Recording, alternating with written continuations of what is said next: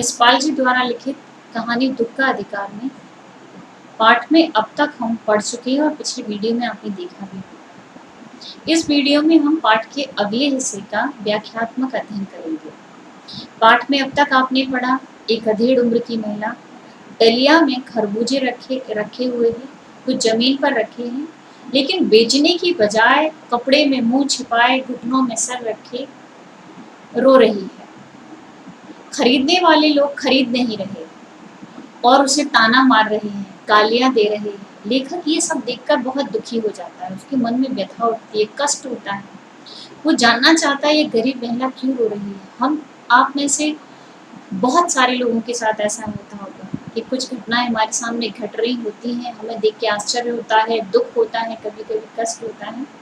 हम जानना चाहते हैं कि ये सब क्यों हो रहा है, लेकिन कभी समाज के संकोच में, कभी परिवार के डर से, कभी लोग क्या सोचेंगे कि ये किसी से भी बात करने लगती है या करने लगता है, ऐसा सोचकर हम उनकी व्यथा जानने से रुक जाते हैं। ऐसा ही लेखक के साथ भी हुआ। वो जानना चाहता था, उससे पूछना चाहता था, लेकिन लेखक उच्च वर्ग का था, महिला निम्न वर्ग की थी।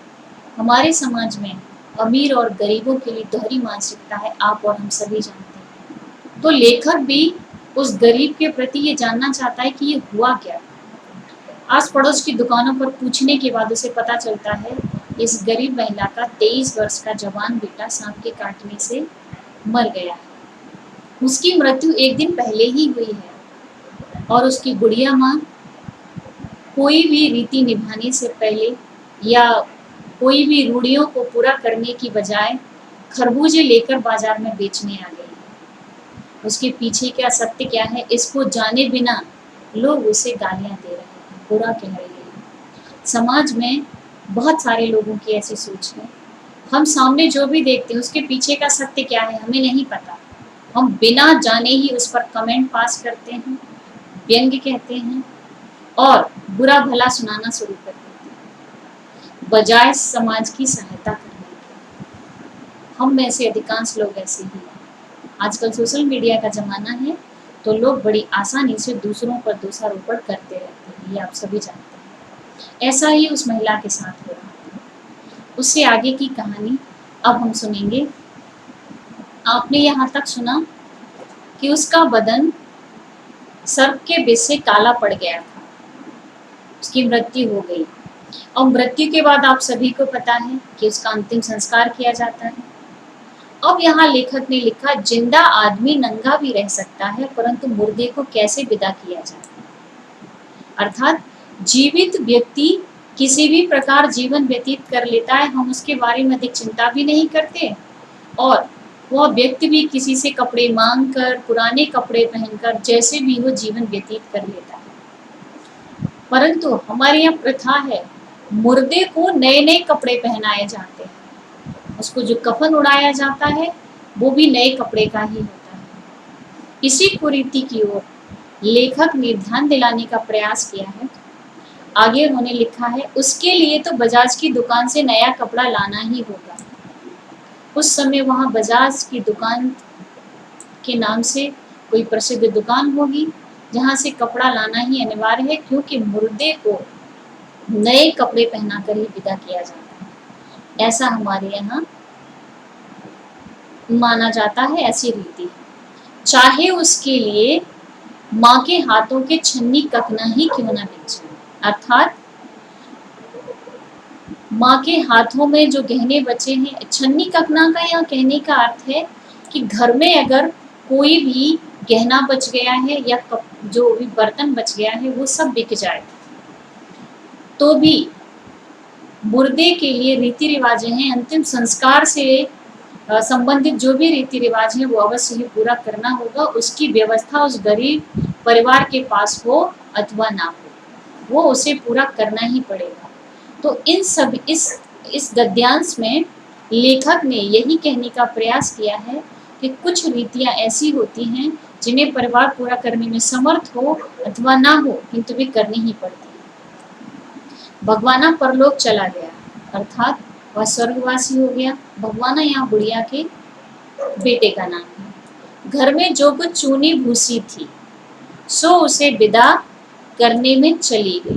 चूनी भूसी अर्थात घर में जो कुछ बचा खुचा खाना था, आपने पिछले गद्यांश में पढ़ा कि ओझा को दान दक्षिणा देने में आटा और अनाज दोनों ही चले गए, अर्थात घर में जो भोजन बचा था, भोजन के लिए सामान बचा था, वो भी खत्म हो गया और पैसे उसके पास नहीं थे, तो सामान बेचकर उसने बेटे के अंतिम संस्कार की सारी क्रियाएं की। सो उसे विदा करने में चली गई, अर्थात जो बचा खाना था वो भी उसे विदा करने में चला गया, अंतिम संस्कार की रीतियों में चला गया।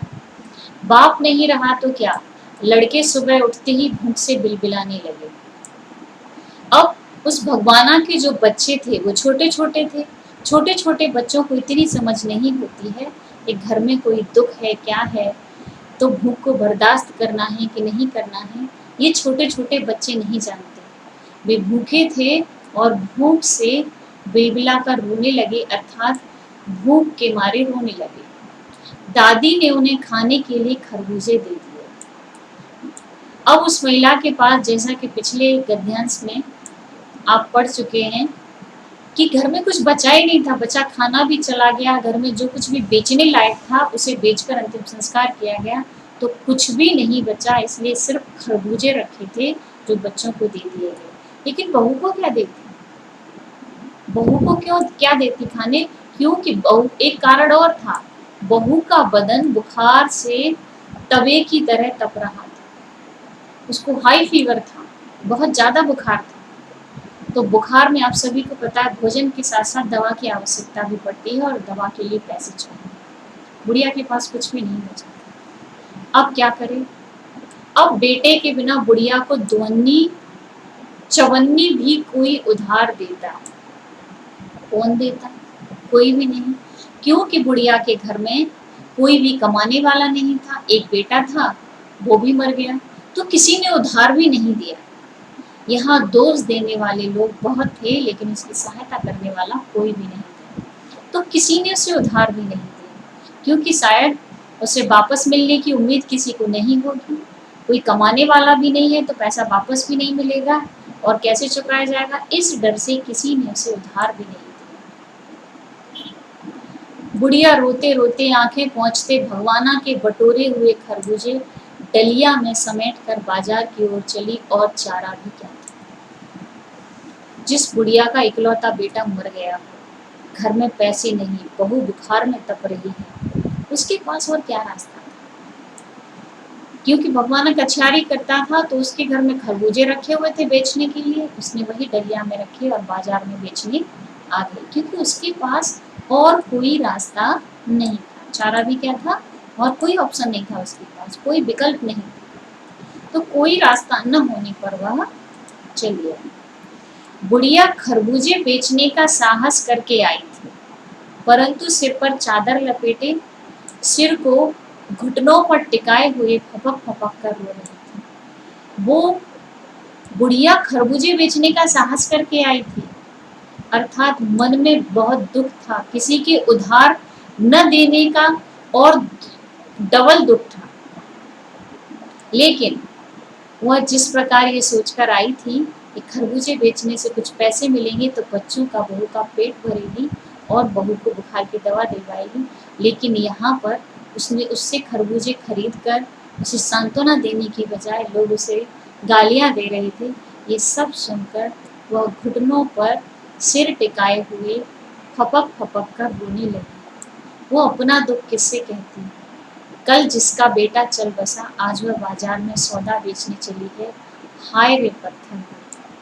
लेखक भी सोचने लगा ये कैसी है, इसका बेटा चल बसा है, कल ही इसका बेटा मरा है और आज यह खरबूजे बेचने चली आई, ये कितनी पत्थर दिल महिला है, कैसी है।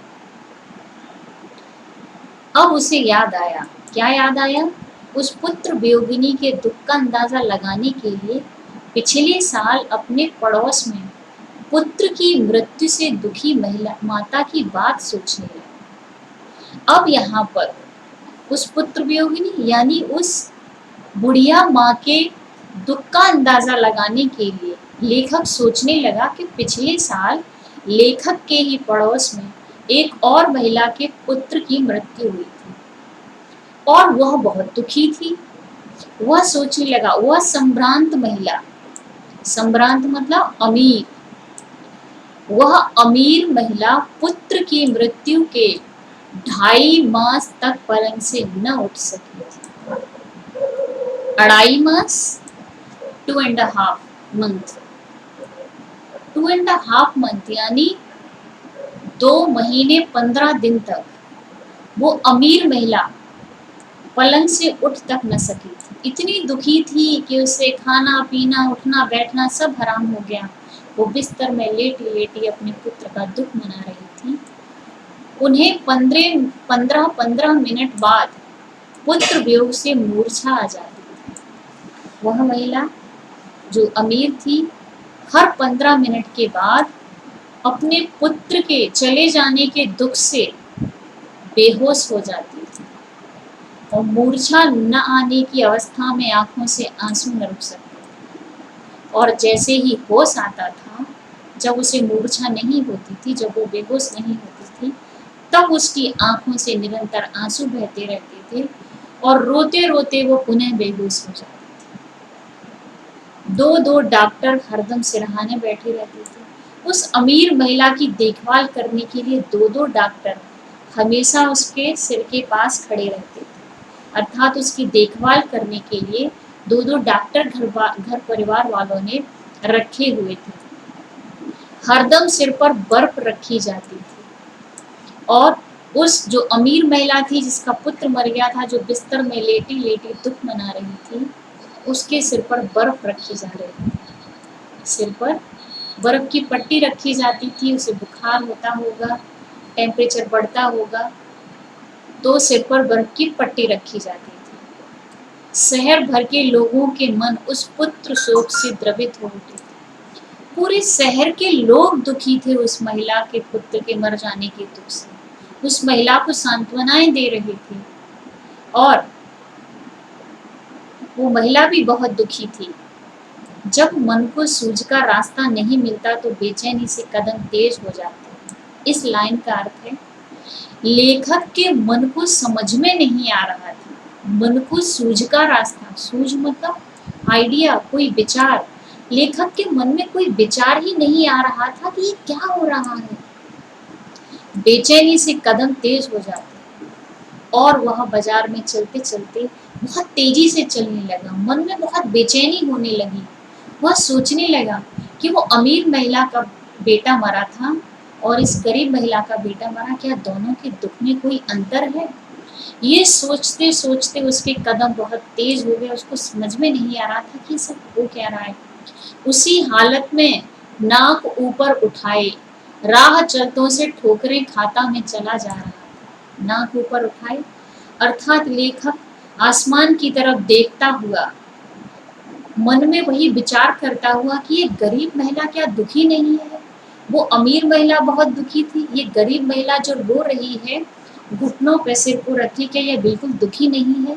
ये सोचते हुए आसमान की ओर देखते हुए तो रास्ते में जो लोग चल रहे थे उनके साथ टकराता हुआ वह चला जा रहा था और सोच रहा था। क्या सोच रहा था? शोक करने, गम मनाने के लिए भी सहूलियत चाहिए और दुखी होने का भी एक अधिकार होता है। लेखक सोचने लगा, उस अमीर महिला के पास इतने पैसे थे, डॉक्टरों की फीस पे हो सकती थी, लेटे लेटे बिस्तर में उसके घर के खर्चे चल सकते थे, क्योंकि और भी कमाने वाले होंगे या शायद वो महिला खुद भी बहुत धनी होगी कि अन्य किसी को भी पैसे दे सकने में सक्षम होगी। लेकिन वो गरीब महिला जिसके पास कमाने का कोई रास्ता नहीं था, उसके पास खाना खाने तक के पैसे नहीं थे, कोई उधार दे नहीं रहा था, घर में कोई कमाने वाला भी नहीं बचा था, एकमात्र पुत्र था, वो भी सांप के काटने से मर गया। लोग उसके दुख को समझने की बजाय, उसकी सहायता करने की बजाय उसको ताने मार रहे थे, गालियां दे रहे थे। या क्या इस कहानी का कोई दूसरा अंत भी हो सकता था? अवश्य हो सकता था। इस कहानी का दूसरा अंत हो सकता था कि लोग, जब वो महिला मजबूरी में खरबूजे बेचने आई थी, तो उसको कह सकते थे कि तुम ये खरबूजे मत बेचो, तुम बहुत दुखी हो, ये पैसे लो और जाओ यहाँ से, अपने घर पर जो भी रीति रिवाज हो सकते हैं उन्हें पूरा करो, उसके बाद बाजार में आना। धर्म भ्रष्ट भी नहीं होता और उन्हें कुछ कहने का मौका भी नहीं मिलता। तो ये सत्य है कि गरीबों को दुख मनाने का भी अधिकार नहीं होता और उनके पास समय भी नहीं होता। धन्यवाद।